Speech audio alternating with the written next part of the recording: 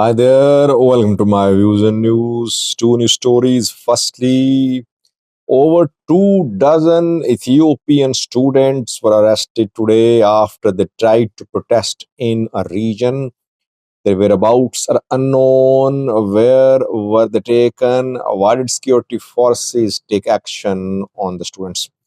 Secondly, Getachew Reda, Tigray's former president, has been given a new assignment, a new portfolio for Getachew Reda.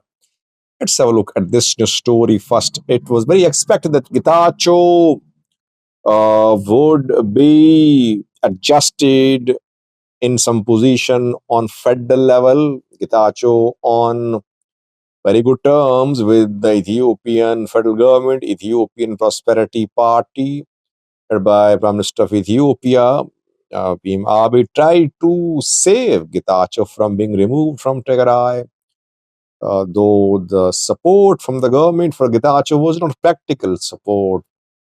Abiy Ahmed's government hoped that Getachew would be able to stand up to TPLF and Tigray military. Getachew refused. He didn't refuse. He did not refuse. Actually, he saw the gravity of the situation.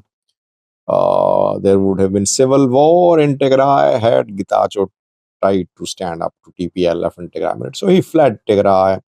He fled to Addis Ababa. Getachew is a seasoned operator in politics.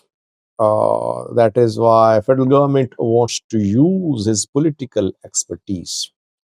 Well versed in local, regional politics. He has great communication skills too. So federal government today appointed him as advisor to the Ethiopian Prime Minister. Advisor on East Africa, uh, and his status would be equal to that of a state minister. So he's a minister now, you can say. East Africa affairs, he will handle and advise the Prime Minister on it. Basically, he has become part of Ahmed's cabinet. He hasn't joined Prosperity Party, but now he's part of Ethiopian PM's cabinet, Ethiopian PM's camp. So we can say that unofficially he's part of Prosperity Party. Gradually, you will see him move up the ladder in Prosperity Party. The man was very critical of Ethiopian PM. He used to call him a genocide during Tigray war. And federal forces tried to kill him. Drone strikes were conducted, targeting Getachew Reda in Makala. He survived somehow during the war. Now, and after war, especially during the talks leading to Pretoria, I think he developed good relations with the people like Ridwan, Gideon, etc. And through them, he reached Ethiopian Prime Minister. The Ethiopian Prime Minister appointed him as Tigray interim president. He refused to appoint Debretsion as the president.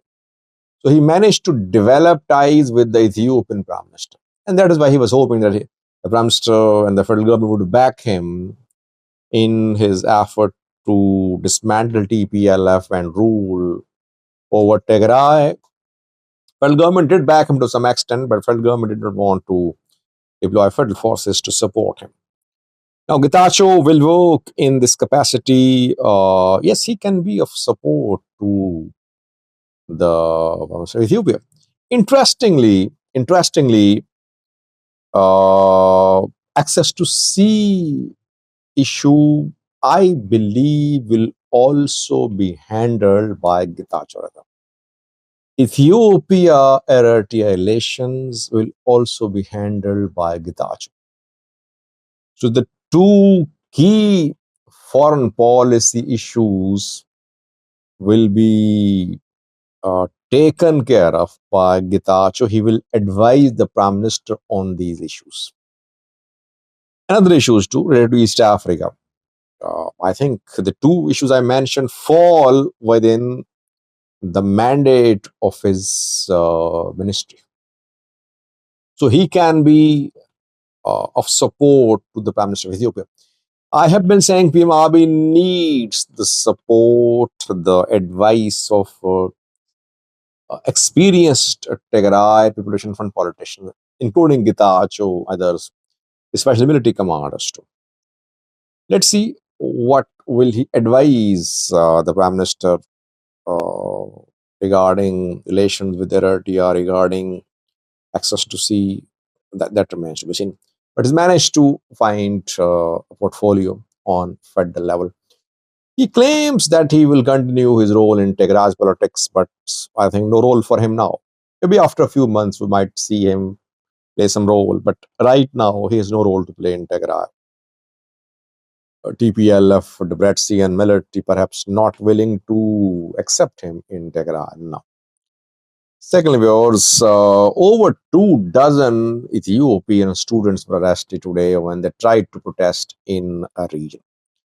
By the way, 2 sections of society will never be allowed to protest in Ethiopia.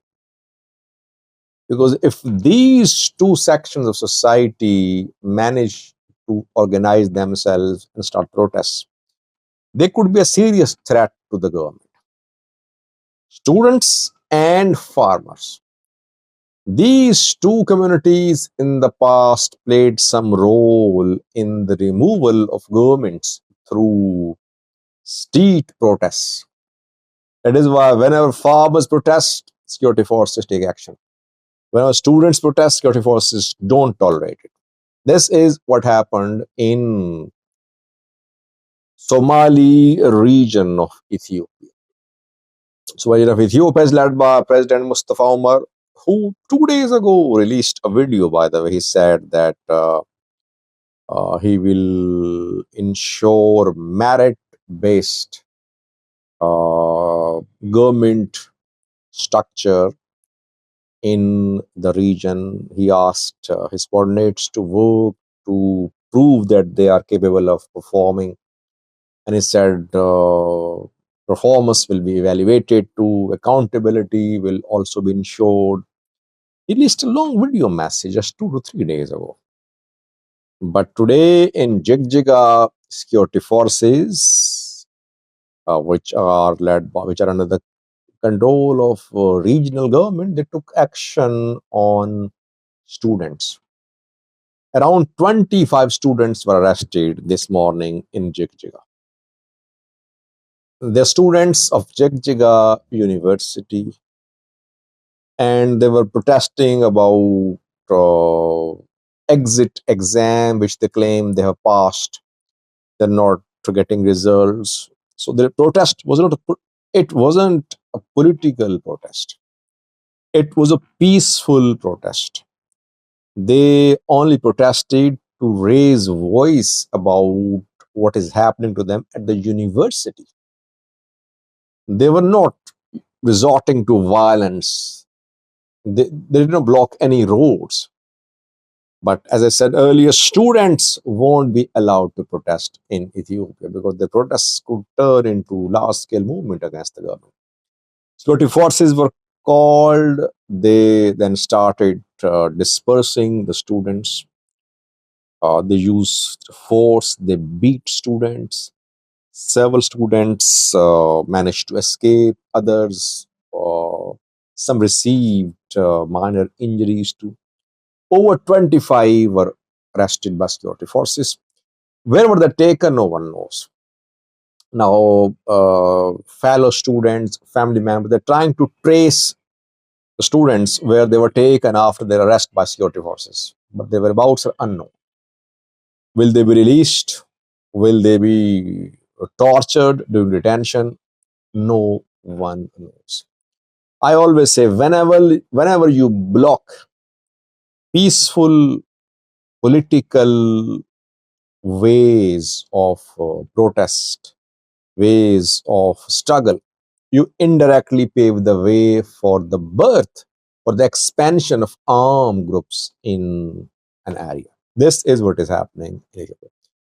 You will never see Fano Ola die because there is no genuine political opposition, civil society opposition.